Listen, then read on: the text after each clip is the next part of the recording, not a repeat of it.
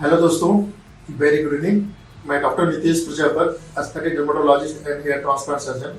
आज मैं अपने ब्रांच मोकोस क्लिनिक देहरादून में हूँ और आज मैं एक हेयर ट्रांसप्लांट कर रहा हूँ यहाँ पे।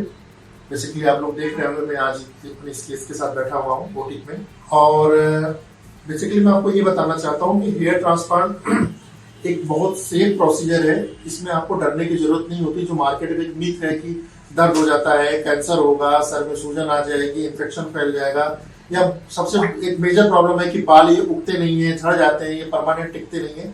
ऐसा कुछ भी नहीं है। अगर आप एक सर्टिफाइड डॉक्टर से ट्रांसप्लांट कराते हैं तो इस तरह के कॉम्प्लिकेशंस देखने को बिल्कुल नहीं मिलते हैं और इस तरीके के फॉल्स कमिटमेंट नहीं मिलते हैं कि रिजल्ट आएगा कि नहीं आएगा। ये सब चीजें बहुत सारी निर्भर करती है कि ग्राफ्ट कहाँ से लिया गया है, किस डोनर एरिया से एक्सट्रैक्ट किया गया है। उस पर डिपेंड करता है कि इसकी लॉन्जेविटी, इसकी लॉन्ग लास्टिंग कितनी होगी फ्रूट्स की। बेसिकली इसमें हम लोग जो टेक्निक अपनाते हैं वो है फॉलिकुलर यूनिट एक्सट्रैक्शन टेक्निक, इसको बोलते हैं एफयू टेक्निक। और इसमें भी दो टेक्निक होती है।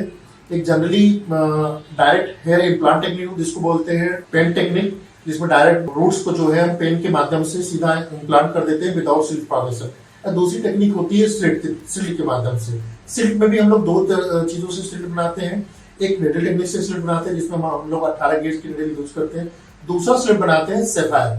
अक्सर इसको लोग बोला करते हैं मार्केट में सेफायर टेक्निक से हेयर ट्रांसप्लांट। एक सेफायर हैंडल होता है जिसमें ब्लेड होता है, उस ब्लेड के माध्यम से हम लोग जो है स्लिट्स बनाते हैं। सेफायर टेक्निक में ये बेनिफिट होता है कंपेयर टू निडल में कि सेफायर में जो स्लिट्स बनाते हैं वो क्लोजर देन निडल टेक्निक से होता है। इसका मतलब कि सेफायर टेक्निक से उगने वाले जो बाल होते हैं उनकी डेंसिटी बड़ी नेचुरल लुक होती है और मोर डेंसर होते हैं क्योंकि ग्राफ नजदीक नजदीक लगते हैं, इसलिए इसका लुक अच्छा आता है। अब रही बात नो टच रूट टेक्निक की, जो मोस्टली जितने भी हेयर ट्रांसप्लांट है नो टच रूट टेक्निक से करता हूँ, जिसमें हम लोग डबल फोर्सेप्स यूज करते हैं, या तो हम उसको डबल फोर्सेप टेक्निक भी बोलते हैं, नो टच रूट टेक्निक बोलते हैं। Basically no touch root technique बोलने के पीछे का कारण ये है, ये फोर्सेप है जिसके माध्यम से हम ग्राफ्स को लेके इस स्लिट्स में हम लोग इम्प्लांट करते हैं। अगर हम सिंगल फोर्सेप से डायरेक्ट ग्राफ्ट को लेके इस स्लिट के अंदर इम्प्लांट करते हैं तो इसको सिंगल फोर्सेप टेक्निक बोलते हैं और कहीं न कहीं इसमें रूट डैमेज होने के चांसेस रहते हैं।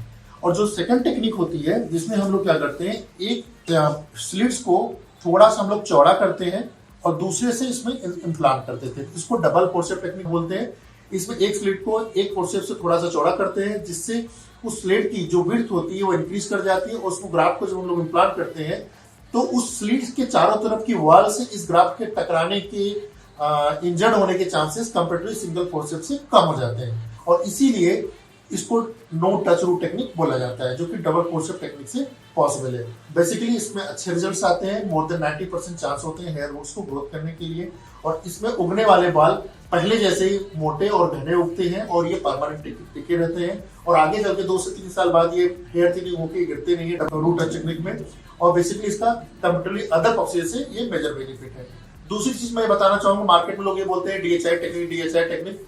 डीएचआई टेक्निक से बेहतर result no touch root technique के हैं। डीएचआई टेक्निक में हेयर ग्राफ्ट को डैमेज होने के चांसेस ज्यादा होते हैं कंपेरेटिवली स्लिट फॉर्मेशन टेक्निक से। इसलिए आप लोगों से बोलूंगा कि आप लोग no touch root technique hair transplant कराएं, जिसमें रिजल्ट आने के चांसेस ज्यादा है, नेचुरल लुक के चांसेस ज्यादा है और ये बाल लंबे समय तक मोर देन 20 ईयर ये रुके होते हैं।